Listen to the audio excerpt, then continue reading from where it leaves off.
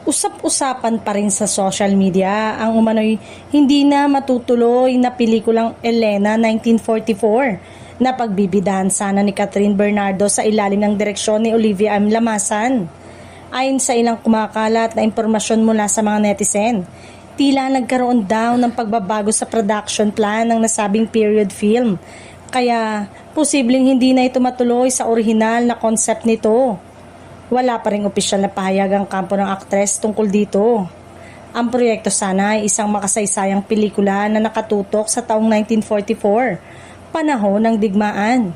Kaya inaasahan itong magiging mabigat at emosyonal na papel para kay Catherine.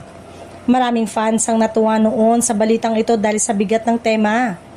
Gayunpaman, may ilan ding taga-suporta ang naniniwalang maaaring naantala lamang ang production at hindi tuluyang kinansela ang pelikula, lalo na kung isasaalang-alang ang komplikasyon ng mga period film sa lokasyon, budget at schedule. Si Direk Olivia Lamasan ay kilala sa paggawa ng mga dekalidad na drama film na tumatak sa masa, kaya mataas ang naging expectation ng publiko sa Elena 1944 kung sakaling matuloy ito.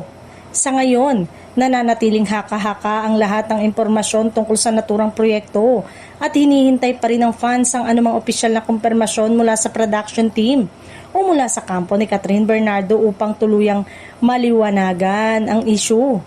Samantalang, magiging abala naman ang aktres ngayon sa seryeng pagbibidahan kasama ang aktor na si James Reid at nagbabalik ang pamilya na si Ma Salvador na Someone Somebody.